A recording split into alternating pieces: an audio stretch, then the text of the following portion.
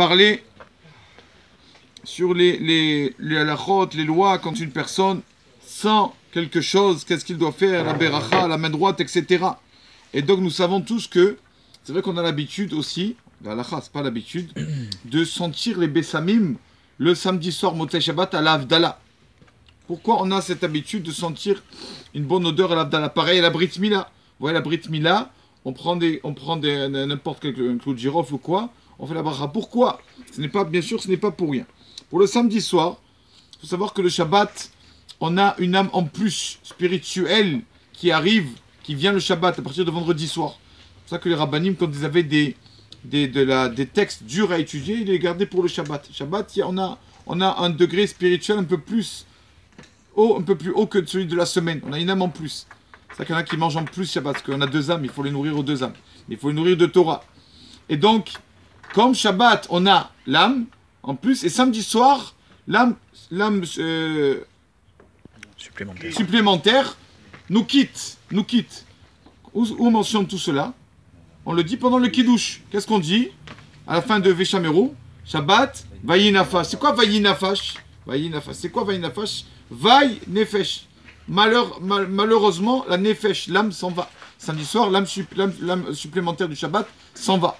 Et comme le seul profit d'une âme, c'est de sentir une odeur. D'accord? Le corps, il mange, il boit, tout ça. Mais l'âme, de quoi elle profite, à part les divrei Torah? C'est de sentir une bonne odeur. C'est l'âme qui profite de l'odeur. Donc, comme notre âme spirituelle s'en va samedi soir, alors on sent une odeur quand l'âme s'en va. Deuxième chose, pour la Brit Mila, pourquoi on sent une bonne odeur pendant la Brit Mila? Simplement parce qu'avant, les gens qui regardaient ça, des fois, ils se sentaient mal. Ils n'avaient pas l'habitude de voir. Vous voyez, du sang, tout ça. Donc, on donnait ça pour qu'ils se sentent bien. Ou pas. Aussi, le Midrash nous dit que quand Moshe Rabbeinu a fait la Brit Mila au peuple d'Israël dans le désert, il y avait donc, normalement, il aurait dû avoir une mauvaise odeur. Il doit avoir une odeur répugnante, tout le peuple d'Israël qui fait la Brit Mila. Et il s'avère il y avait une bonne odeur. Même que Moshe a fait des milliers de Brit Mila au désert, pendant qu'il était dans le désert, quand même il y a une bonne odeur. Pour se rappeler de cela, à la Brit Mila, on sent une bonne odeur. C'est pour ça qu'on sent, surtout à ces moments-là, on sent une bonne odeur. Aujourd'hui, il est où là? D'un Rav qui est décédé à combien?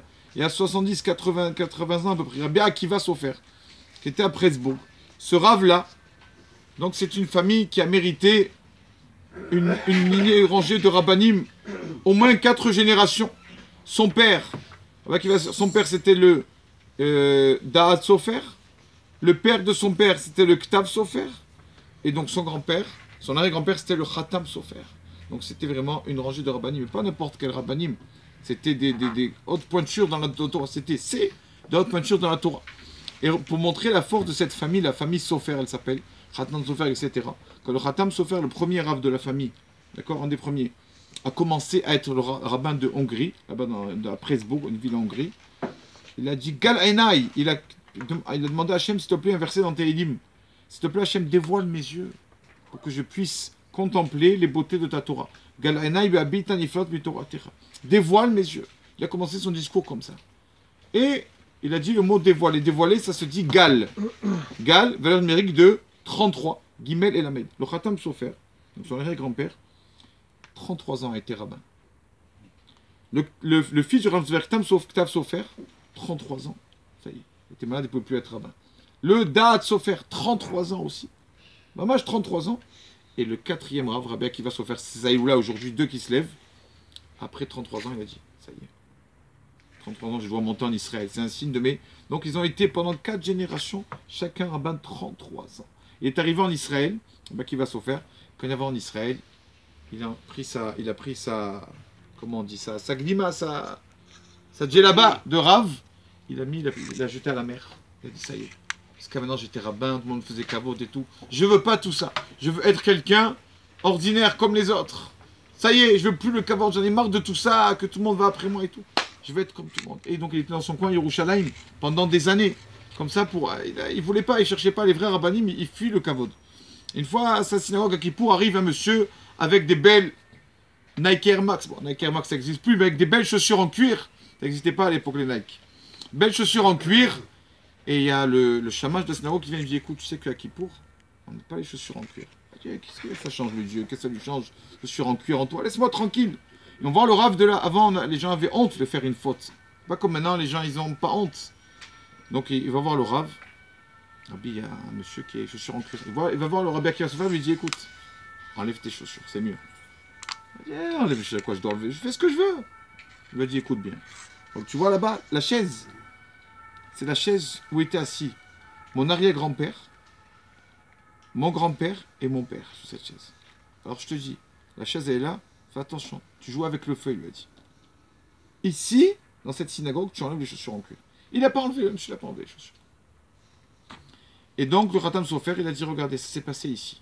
Vous voyez tout ce qui s'est passé. Comme ça, il n'a rien dit au monsieur, il est resté. Le monsieur, il croyait qu'il avait, entre guillemets, son orgueil gagné.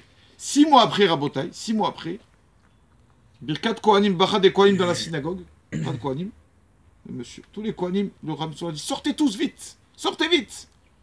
Au milieu de Birkat Kohanim, sortez vite. Les Kohanim, ils s'arrêtent, ils sortent tous. Au milieu de la bracha, vous imaginez le rabbin qui les arrête. Et donc, dès qu'ils sont sortis, ce monsieur, tac, il est tombé des niftar, il est décédé. Pour pas que les Kohanim soient à un endroit où il y a un mort, alors il les a vite fait sortir aux Kohanim. Khatam Sofer, il a dit, on rigole pas avec la Torah, on s'amuse pas. Il a dit, il a parlé sur la... non, pas le Khatam, c'est le Rabbi Akiva Sofer, son petit-fils. Il a dit sur la période d'aujourd'hui, il a dit quand quelqu'un, il marche dans la rue, au soleil, il fait bon, il marche tranquillement, il fait ce qu'il veut. Bah, au Hachem, il est bien, il peut... Il dit, mais quand quelqu'un, il y a la tempête, quand il fait vraiment froid, il y a un vent, qu'est-ce qu'il fait? Il va sur le côté de la rue, il s'accroche aux arbres, aux murs, de peur de ne pas tomber. Il dit le Rabbi Akiva Sofer, il dit c'est pareil de nos jours. Avant, les rabbins ils avaient beaucoup de choses, ils savaient quoi faire, pas quoi faire. Ça c'est pas grave, ça ne fait pas, ça c'est pas la peine de faire ça en plus. Il dit ça c'était avant, on marche tranquillement. Mais de nos jours, tellement qu'il y a beaucoup, dans le monde il y a beaucoup d'impuretés, de tentations. Il y a la tempête du éternel entre guillemets. Il y a beaucoup de tentations, de désirs, tout ça. L'homme il doit tenir, toute petite chose doit tenir. Même si tu fais toute chose que tu peux faire dans la Torah, fais-le. Il dit, c'est pour ça qu'avant, c'est vrai qu'il y en a qui ne mettaient pas la kippa tout le temps. Avant, c'est vrai. Parce qu'il y avait d'autres choses. Il dit, mais maintenant c'est la tempête. De nos jours, une personne doit faire le maximum pour garder son identité juive. Alors la kippa, c'est obligé, etc., etc. Toute petite chose que la personne fait, qu'il le fasse, qu'il ne méprise pas aucune coutume, du moment que c'est dans la Torah, c'est une coutume basée dans de bonnes choses, bien sûr. Pas contre la halakha. Alors c'est bien de le faire. Amen, amen.